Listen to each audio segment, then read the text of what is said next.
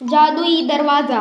एक दफा का जिक्र है, एक छोटा सा गांव हुआ करता था। उस गांव में जॉन नाम का किसान अपनी बीवी और 2 बेटों के साथ रहा करता था। उसके दोनों बेटे बहुत सुस्त थे। वो हमेशा अपने बेटों को नसीहत करता था कि हमें दूसरों की मदद करनी चाहिए, चाहे हालात जो भी हों।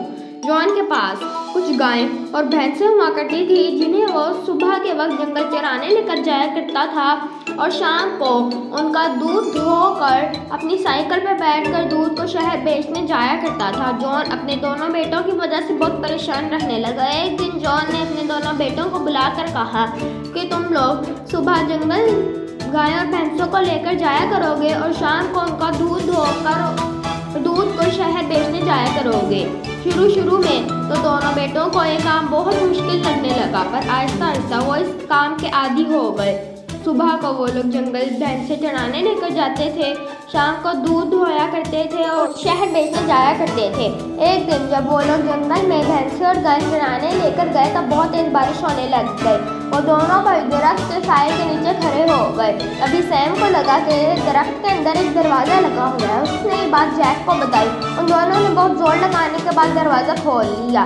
उन दोनों ने लकड़ी के ऊपर आग जलाई और अंदर जाने का फैसला कर लिया।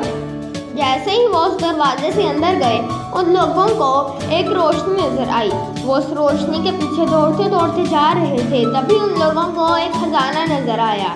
वो दोनों बहुत खुश हो गए, पर खजाने के साथ ही एक भालू भी सोया हुआ था, जिसके पाँव पर चोट लगी हुई थी। सैम को अपने अब्बू की नसीहत याद आ गई कि हम लोगों को दूसरों की मदद करनी चाहिए, चाहे हालात जो भी हों। सैम आगे गया और भालू के पाँव पर पट्टी बांधने लगा। जैसे ही उसने भालू को हाथ लगाया, भालू एक परी में तब्दील हो गया। परी ने उनसे कहा कि तुम दोनों बहुत मददगार हो, तुम लोगों ने जितना भी खजाना लेना है यहाँ से ले जाओ। वो दोनों कुछ खजाना घर ले गए। उस खजाने से उन्होंने एक बड़ा सा बंगला खरीदा और अब अमीर होने के साथ साथ वो दूसरों की मदद भी कर रहे थे।